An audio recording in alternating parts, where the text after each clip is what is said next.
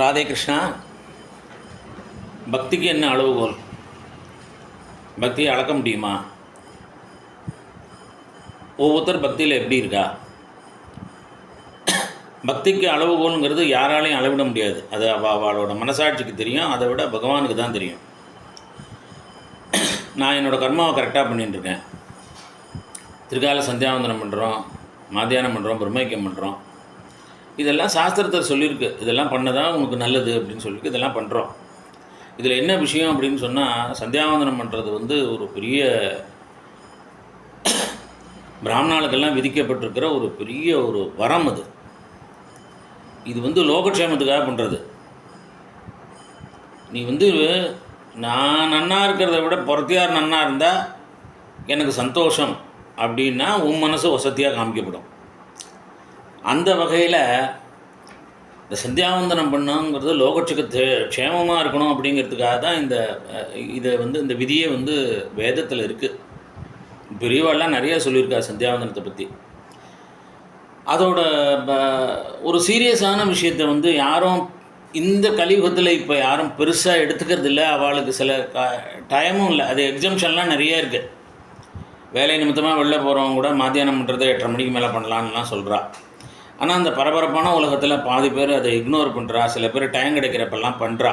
காலாதீத பிராயத்தியாக இருக்குன்னு சொல்லிவிட்டு பண்ணுறா, எல்லாம் பண்ணுறா. இது மாத்திரம் இல்லை, இதெல்லாம் பண்ணுறதுனால நான் அபிஷேகம் பண்ணுறேன் சுவாமிக்கு, நான் சகஸ்ரநாமம் பண்ணிட்டுருக்கேன். இதெல்லாம் ஒரு விஷயம். அதாவது அவளோட திருப்திக்காக. இதை வெளியில் பெருமையாக பேசிக்கிறதுலாம் ஒன்றுமே கிடையாது. இது நம்ம கடமை இதை பண்ணிட்டுருக்கோம், அவ்வளோதான். இதுக்கு உண்டான கணக்குகள் எழுதப்படும். அது இதுவாக இருக்கும். இதை நான் மனசில் நினச்சிட்டு இன்னொருத்தரை ஒரு அண்டர் எஸ்டிமேட் பண்ணிடக்கூடாது. நான் இதெல்லாம் பண்ணுறேன் எல்லாம் வெறுமனையே இருக்கா, இதுவும் பண்ணுறதே கிடையாது அப்படின்னு நம்ம நினச்சோம்னா அது ரொம்ப ரொம்ப தப்பாகிடும். ஏன்னா இதையும் தாண்டி ஒரு ஆழமாக ஒரு ஆத்மார்த்தமாக சுவாமிகிட்ட ஈடுபாட்டோடு சில பேர் இருப்பாள். அவள் வெளியில் பேசவே மாட்டாள். ரொம்ப சைலண்ட்டாக இருப்பாள். ஏன்னா மண்டு மாதிரி இருக்கான், ஒன்றும் பேசிகிறதும் கிடையாது, ஒன்றும் கிடையாது. பகவானை நினைக்கிறானா என்னன்னு தெரியல, எதுக்கு பிறந்தோன்னே தெரியாது, ஏதோ 3 வேளையும் சாப்பிட்டுட்டு இப்படி இருக்கானே அப்படின்னு நம்ம நினைப்போம். கிடையவே கிடையாது. இது என்ன விஷயம், இதுக்கு என்ன உதாரணம் பண்ணுறது, என்ன உதாரணம் சொல்கிறது அப்படின்னா, நல்ல கர்ம ஸ்ரத்தையாக சுவாமிகிட்ட ரொம்ப ஒரு ஆத்மார்த்தமாக, அதாவது சதா சர்வ காலமும், அதாவது ஒரு கர்மா உனக்கு ஒரு வேலை நியமிக்கப்பட்டிருக்கு. ஒரு அலுவலகத்தில் நீ வேலை செய்கிற, வேலையை பார்த்துட்டே இருக்க, அதில் கவனம் இருக்குது. இந்த கவனம் இருக்கும்போதே சுவாமிகிட்டேயும் ஒரு கவனம் இருக்கணும். இதை நான் ஸ்ரத்தையாக பண்ணுறேன், நான் என்னோடய வேலையை நான் லவ் பண்ணுறேன், இதை நான் கரெக்டாக பண்ணணும் அப்படிங்கிற கர்ம ஸ்ரத்தையும் இருக்கணும்.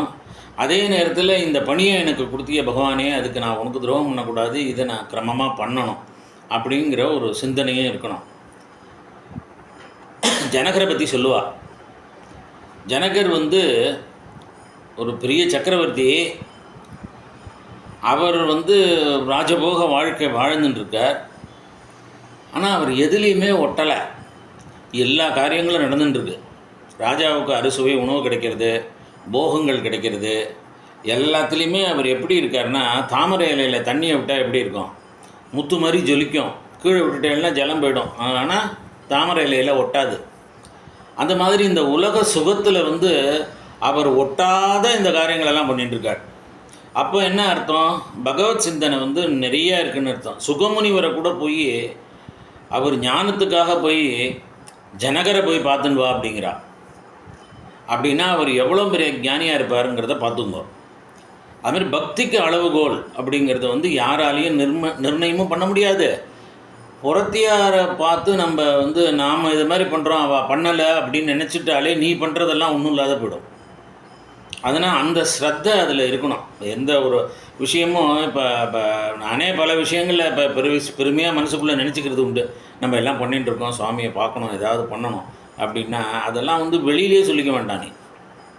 நீ எதாக இருந்தாலும் செய்ய. உண்மையில பிரியம் வந்துட்டால் எப்படி இருக்கும்? இப்போ உதாரணத்துக்கு அம்பானி அது கல்யாணத்துக்கு போகிறா, எல்லாம் போகிறா, பெரிய பெரிய ஆசாமி எல்லாம் போகிறா. செல்வந்தர்கள் அத்தனை பேரும் போகிறா, நடிகர்கள் போகிறா, இவா போகிறா, அவா போகிறா, கொடான கோடி பேர் போயின்னு இருக்கா. இதுக்கு எப்படி உதாரணம் பண்ணுறதுன்னா, ஒரு சிந்தாமணி கிரகத்துக்கு நீ போகணும் அப்படின்னா, ஒரு அம்பானி கல்யாணத்துக்கு ஒரு ஏழையாக இருக்கிறவங்க இதை உட்காந்து வேடிக்கை பார்த்துன்னு தான் இருக்க முடியும்.